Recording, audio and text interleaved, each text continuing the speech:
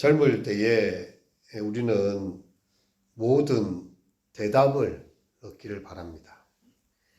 하지만 나이가 들어가면서 대답을 하는 것보다 질문을 잘해야 된다는 것을 더 중요하다는 사실을 알게 되지요.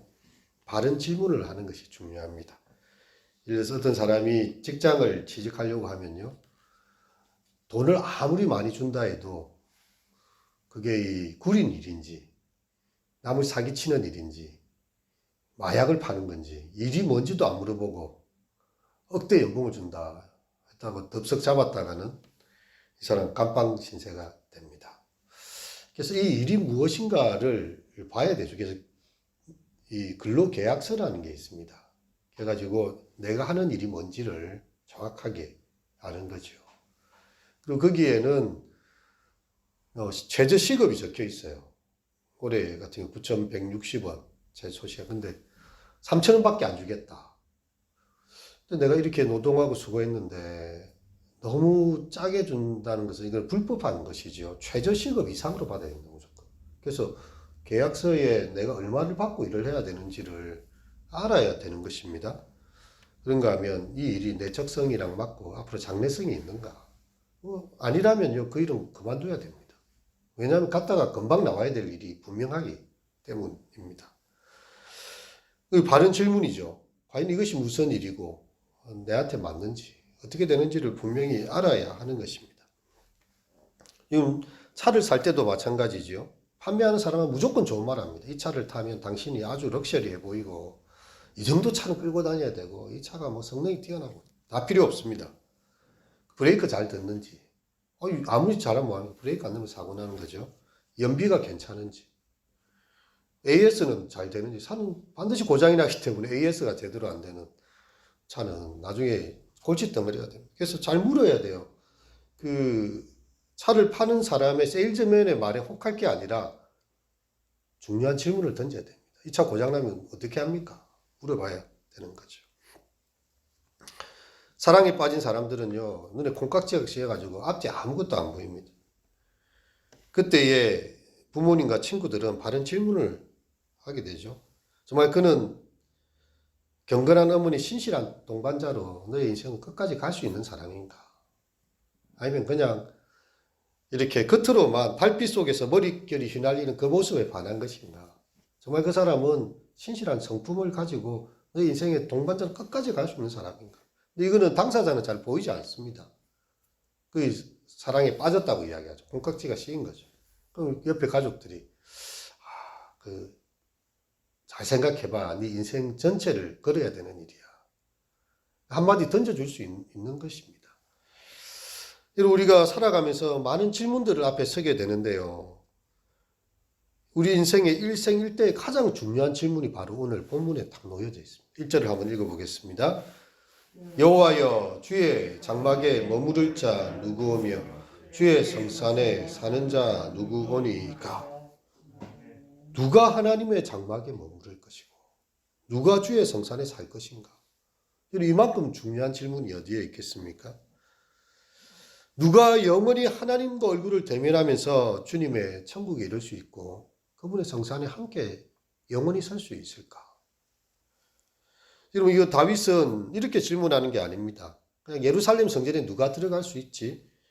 장막에서 예배할지? 이런 피상적인 간단한 질문을 드리는 게 아니에요. 머물러야 되는 거죠.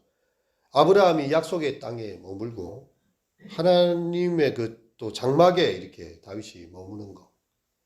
이것은 보다 큰 질문입니다. 누가 과연 하나님 곁에 영원히 같이 있을 수 있는 사람인가?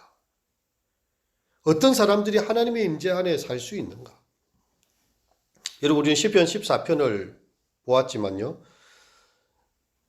정말 하나님께서 하늘에서 인생을 굽어 살피사 지각이 있어 하나님을 찾는 자 있는가 보려 하신즉 다 치우쳐 함께 들어온 자가 되고 선을 행하는 자가 없으니 하나도 없도다. 하나님께서 이 죄악 가운데 있는 인생을 보신 것입니다. 하지만 하나님께서는 의인의 세대에 계시다고 5절에 이야기를 하고 있죠. 하나님께서 계신 이 의인의 세대, 그러면 하나님께서 함께 하시는 그 의인들, 하나님의 백성은 누구인가라고 중대한 질문을 하나 던지고 있습니다. 그럼 교회 다닌다고 다 천국 갑니까? 교회 다닌다고 천국 안 갑니다. 중요하게 알아야 돼요. 믿는 집에 태어났다고 그 자녀들이 다 하나님 나라 백성 됩니까? 성경은 그렇게 말한 적이 없어요. 이는 혈통으로나 육정으로나 사람의 뜻으로 난 것이 아니라 오직 하나님께로 난 자들이니라. 영접하는 자, 곧 그 이름을 믿는 자들이야 하나님의 자녀가 되는 거죠. 교회 50년을 다닐 수 있습니다. 하지만 예수님께서 나는 너와 상관없다고 하시는 사람이 있고요. 하루를 나왔어요, 이 사람이. 근데 한편 강도처럼 넌 오늘 나와 함께 낙원에 있을 것이다. 여러분, 우리가 이 주님의 성산에 서고 하나님 곁에 있는 것이 우리의 어떤 것만으로 다 알 수가 없는 것이죠. 우리가 주의 이름으로 선지자들을 모았고, 주의 이름으로 설교를 했고, 주의 이름으로 병자를 고쳤고, 나는 도저히 너희를 아무도 모르겠다라고 말씀하는 사람이 있는가 하면, 너는 내가 배고플 때 와서 먹을 걸 주었고, 목마를 때 내가 마실 걸 주었고, 내가 감옥에 있을 때 들여다보았고, 양에 있는 자들아, 하나님의 나라를 나와 함께 유업으로 받자. 이 분명히 양과 염소가 나뉘는 때가 있습니다. 같이 있는 것 같아요. 그래서 이 믿음의 길이라는 것이, 하나님은 많은 사람이 천국에 이르고 다 구원에 이르기를 원하십니다. 하지만 믿음은 모든 사람의 것이 아니에요. 어쩌면 이런 어려운 시절을 지나면서요, 어떤 목사님은 그런 이야기를 하더라고요. 교인들이 더 떨어져야 된다는 거죠. 가라지가 너무 많기 때문에 교회에 와가지고 복이나 구하고 자기 유익을 구하는 사람이 너무 많기 때문에 하나님께서 이런 어려운 불같은 시험을 교회에 보내서 알곡과 가라지를 분리시키는 건지도 모른다. 실제로 우리 교회, 한국 교회는 헛수가 너무 많고 진짜 예수님의 제자 된 사람들, 자기 십자가 지고 예수님 끝까지 쫓는 사람들이 있는지 없는지를 뭘로 판별하겠습니까? 이런 시련의 기간이 오래 들어지면서 교회가 어떻게 보면 더 이렇게 소수화돼야 되고 그 가운데 믿음이 드러날 수도 있다. 그런 이야기를 하더라고요. 이런 과연 우리는 주님의 성산에 설 수 있는 사람인가요? 주님의 장막에 머무를 수 있는 사람인가요? 이 굉장히 심각한 질문입니다. 이거는 교회 다니는 사람들이 더 중요한 질문이에요. 교회 밖에 있는 사람들은 어차피 천국을 믿지 않습니다. 자기들 이 땅에 잘 먹고 잘 살면 돼요. 좋은 차 끌고 다니고 큰 집에 살면 돼요. 그것이 자기들의 분복이고 그들의 즐거움입니다. 근데 예수 믿는 사람들은 큰 집이나 좋은 차에 크게 마음을 연연하지 않습니다. 왜냐하면 이 땅에 다 지나가는 것을 알기 때문이죠. 네. 여기에서 조금 흐름한 차를 타더라도 나의 것을 쪼개어서 교회에 가난한 사람에게 나누어주고, 지극히 작은 자 하나에게 한 것이 주님께 한 것이라 하니까 내가 차 2대 큰 좋은 차 있을 수 있지만 중고차 끌고 다니면서 그 필요한 사람한테 주고 내 평수 조금 줄여서 다른 사람 돌보는 그런 일을 하기 때문에 이 땅에서는 별로 가진 것이 많이 없을 수 있습니다. 근데 이제 우리는 끝을 보는 거죠. 많은 사람을 멸망으로 인도하는 문은 길이 너무 넓어서 많은 사람들이 찾아가요. 하지만 그 끝이 멸망이 딱 있고, 한쪽 길은 좁고 협자가에 찾는 이가 적어요. 너무 자기 십자가를 지고 예수님 쫓으라 하니까 제자들, 예수님 따르던 무리들이 많이 떠나갔습니다. 십자가 지고 쫓으라니. 오병이어에 예수님 기적 일으키고 먹을 거 주실 때는 좋았는데 왕으로 삼으려고 했는데 누구든지 자기를 부인하고 자기 십자가를 지고 나를 쫓지 않으면 내게로 나의 제자가 되지 못한다니까요. 많은 사람들이 떠났습니다. 너희도 가려냐? 예수님께서 몇 명 안 남은 제자들한테 물어서 너희도 가려느냐? 그때 베드로가 유명한 대답을 하지요. 영생의 말씀이 교시온데 내가 어디로 가겠습니까? 제자들은 그걸 알았어요. 비록 배와 물고기를 다 버려도 아비의 집을 버려두고 나섰지만 영생의 말씀을 그는 발견한 것입니다. 그래서 바울 사도도 이야기합니다. 만일 우리가 그리스도 안에서 우리의 소망이 이 세상의 것들 뿐이면 우리가 세상 가운데 가장 불쌍한 사람이다. 왜냐하면 세상에서 높은 권세를 구하지도 않고요. 화려하고 안락한 삶을 추구하지도 않습니다. 그 쾌락을 찾아서 살아가지도 않아요. 오직 예수 그리스도의 나라를 바라보면서요, 이 땅 가운데서 검소함으로 또한 하나님의 뜻을 따라서 최소한의 삶을 살아가면서 그 나머지의 여분들을 가지고 하나님 나라를 위해서 다 투자하기 때문에, 만일 우리의 삶이 이 세상 끝나고 딱 죽으면 예수 믿는 사람들이 정말 불쌍하게 죽는다는 거예요. 저 세상이 없고 천국이 없고 이 땅에서 잘 먹고 잘 살지도 못했어요. 즐겁게 누리지도 못했어요. 근데 천국도 없다. 이 사람 가장 불쌍한 사람이다. 왜 이런 이야기를 바울 사도가 하겠습니까? 예, 천국이 있다는 거죠. 나의 달려갈 길과 주 예수께 받은 사명, 곧 주의 복음을 전하는 일을 마치려 하며 나의 생명을 조금 더 귀하게 여기지 않노라.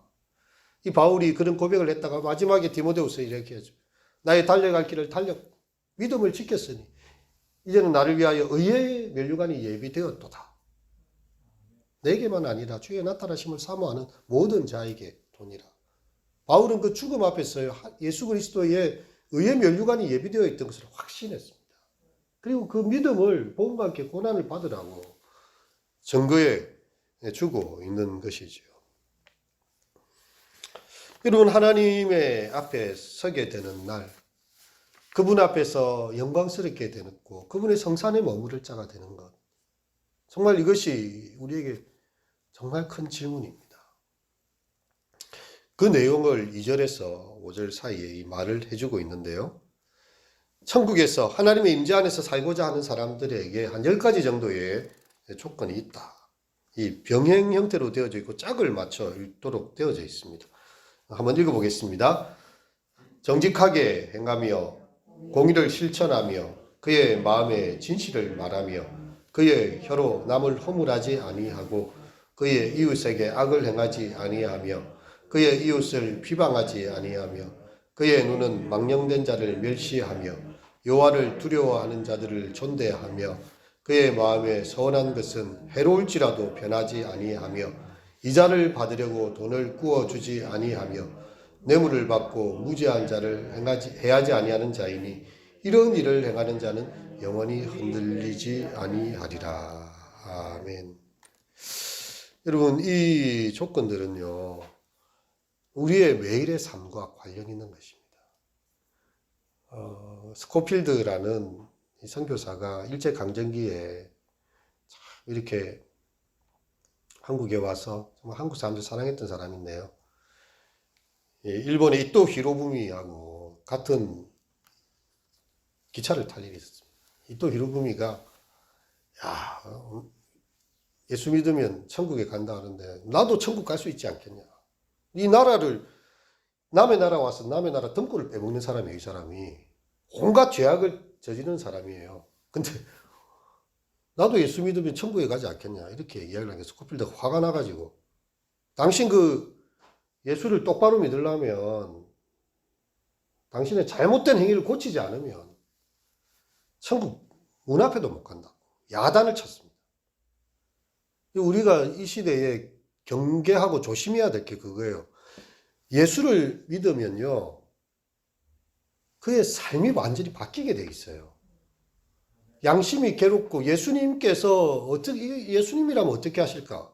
남에게 고리의 대금을 취해서 그 사람의 그 등골을 빼먹을까요? 이자를 받으려고 돈을 구워주지 아니하는 사람이라고 했어요. 뇌물을 받고 무죄한 자를 해하지 않는 사람입니다. 예수 믿는 사람은 열매가 그의 삶으로 나타나게 되어 있다는 겁니다. 죄악을 떡 먹듯이 하나님의 백성을 먹으면서 그 14편의 말씀처럼 입으로만 하나님을 믿는다고 말하는 사람은요, 천국 백성이 아닌 거예요. 근데 교묘하게 사람들이 그래서 잘못 생각할 수 있습니다. 예수 믿는 사람은 열매로 그 사람을 알게 돼 있어요. 참 선지자, 거짓 선지자도 열매를 보면 안다는 거죠. 결국 그가 무엇을 추구하며 사는 사람인가. 아무리 좋은 말을 하고 번지르한 말을 한다 할지라도 그의 삶이 추구하는 바를 보면 그것이 분명히 드러날 수 있다. 우리는 하나님 앞에서 정말 어떤 모습으로 살아가는가, 무엇을 실천하고 있는가 하는 것입니다. 하나님께서 아브라함에게도 말씀하십니다. 내 앞에서 행하여 완전하라. 아브라함 실수가 많지요. 하지만 하나님 불러서 말했습니다. 너 완전하게 좀 살아라. 레위기에서도 내가 거룩하니 너희도 거룩하라. 너희 하늘 아버지의 온전하신 같이 너희도 온전한 자가 되라. 이게 바로 이 산상수훈의 마지막 결론이거든요. 하나님을 닮은 사람이 되어야 된다는 거예요. 그것이 바로 그의 믿음의 반증이 되는 것입니다. 예수 믿는데 사기치기 좋아하고, 예수 믿는데 거짓말하기 좋아하고, 예수 믿는데 남의 헌담하고, 예수 믿는데 이렇게 정직과 공의와 마음의 진실이 없는 사람은요, 생각해 봐야 돼요. 예수를 믿는 척 하는 사람인지, 진짜 믿는 사람인지. 주여 주여 하는 자마다 천국에 들어가는 것이 아닙니다. 주여 주여 아무리 해도요, 천국에 들어가지 못합니다. 내 하늘 아버지의 뜻대로 행하는 자라야 할지니라. 정말 그가 주님이라고 진실로 믿는다면요, 그 주님 앞에 자기의 종됨을 보지 않습니까? 자기의 연약함을 보지 않습니까? 그래서 끊임없이 자신 안에 것들을 온전케 하기 위하여서 몸부림치는 사람이에요.